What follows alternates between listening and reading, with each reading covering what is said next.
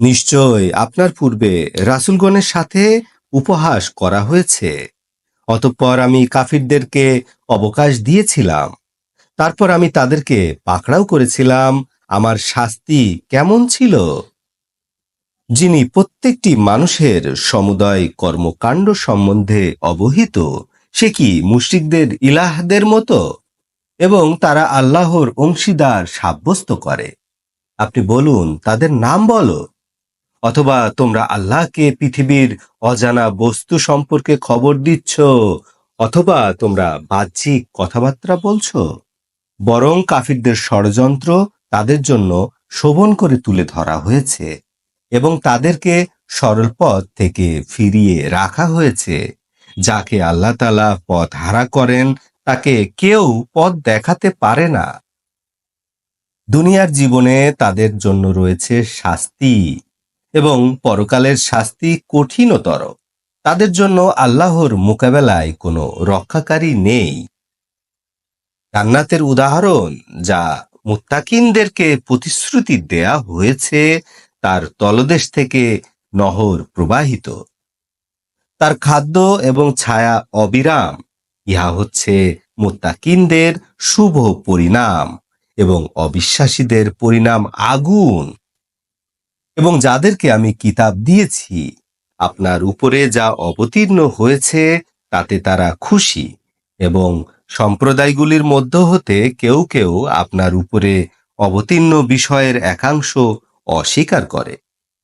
আপনি বলুন, আমি আদিষ্ট যে আল্লাহর ইবাদত করব, তার সাথে শরিক করব না। আমি তার দিকেই আহ্বান করি, তার দিকেই আমার প্রত্যাবর্তন। এভাবেই আমি আপনার প্রতি কোরআনকে আরবি ভাষায় নির্দেশনা অবতীর্ণ করেছি।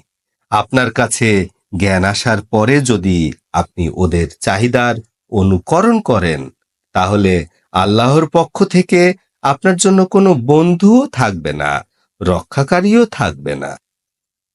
নিশ্চয় আপনার পূর্বে আমি অনেক রাসূল প্রেরণ করেছি। তাদের জন্য আমি স্ত্রী এবং সন্তান রেখেছিলাম। কোন রাসূলের পক্ষে আল্লাহর অনুমতি ছাড়া কোনো নিদর্শন নিয়ে আসা সম্ভব নয়। প্রত্যেক কালের জন্য রয়েছে কিতাব। আল্লাহ তাআলা যা ইচ্ছা মুছে ফেলেন, যা ইচ্ছা ঠিক রাখেন। কিতাবের মূল কপি তার কাছে।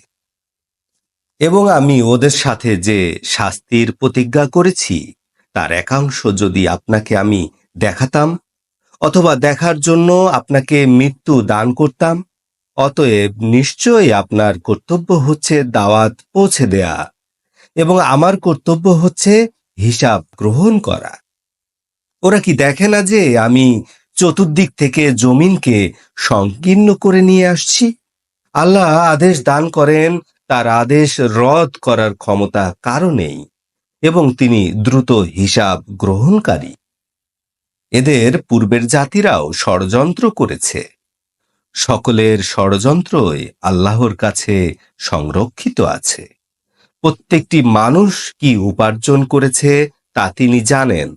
অচিরেই অবিশ্বাসীরা জানতে পারবে যে জান্নাতের ঠিকানা কাদের জন্য। কাফিররা বলে, আপনি প্রেরিত রাসূল নন। আপনি বলে দিন, আমার এবং তোমাদের মাঝে সাক্ষী হিসাবে আল্লাহ যথেষ্ট, এবং যাদের কাছে আছে কিতাবের ইলম। আলহামদুলিল্লাহ রাব্বিল আলামিন।